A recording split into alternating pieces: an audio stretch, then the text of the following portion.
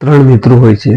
રાત્રિના અંધકારમાં કાર લઈને મુસાફરી કરતા હોય છે.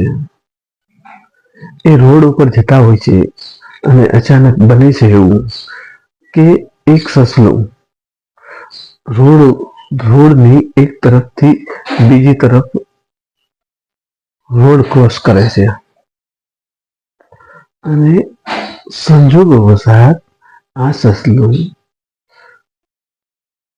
આ ત્રણ મિત્રોની ગાડીમાં આવી જાય છે.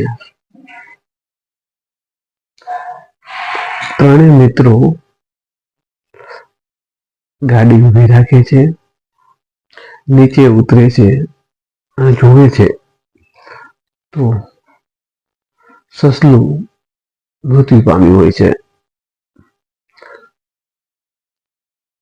પછી એના સસલાના મૃત્યુને લઈને ત્રણેય મિત્રો ડિસ્કસ કરે છે, ચર્ચા કરે છે. એક મિત્ર કહે છે કે નક્કી આપણી ગાડીની સ્પીડ વધારે હોવી જોઈએ, જેના કારણે આ સસલું મૃત્યુ પામ્યું હોવું જોઈએ. ત્યારે બીજો મિત્ર કહે છે કે ના, આપણી ગાડીની સ્પીડ એટલી નહોતી, પરંતુ ગાડીની હેડલાઇટ ફૂલ હોવાના કારણે એની આંખો અંજાઈ ગઈ હોવી જોઈએ અને જેના કારણે આ સસલું મૃત્યુ પામ્યું હોવું જોઈએ. ત્યારે ત્રીજો જે કાર ચાલક હતો, ગાડી ચલાવતો હતો, કે મને બરાબર યાદ છે કે તમારા બંનેના કારણ ખોટા છે. ન તો ગાડીની સ્પીડ વધારે હતી,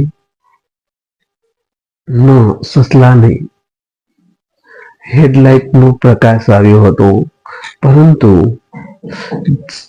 સસલું છે મેં બરાબર જોયું હતું, બરાબર ગાડીની વચ્ચે પહોંચે છે. એ દરમિયાન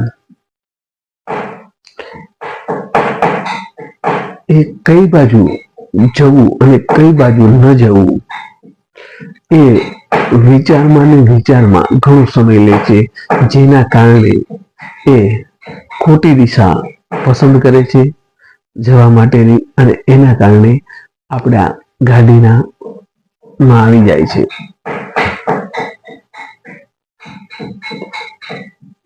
આમ મિત્રો, ઘણી વખત આપણે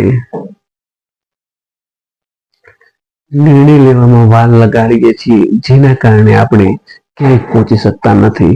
તો મહત્વની વસ્તુ એ છે કે આપણે જે પણ કંઈ કરવું છે એ ઝડપથી નક્કી કરી અને નિર્ણય લેવો જોઈએ અને એ દિશામાં પ્રયત્ન ચાલુ કરવા જોઈએ. નહીતર આપણી હાલત પણ આ મૃત્યુ પામેલ સસલા જેવી જ થાય છે.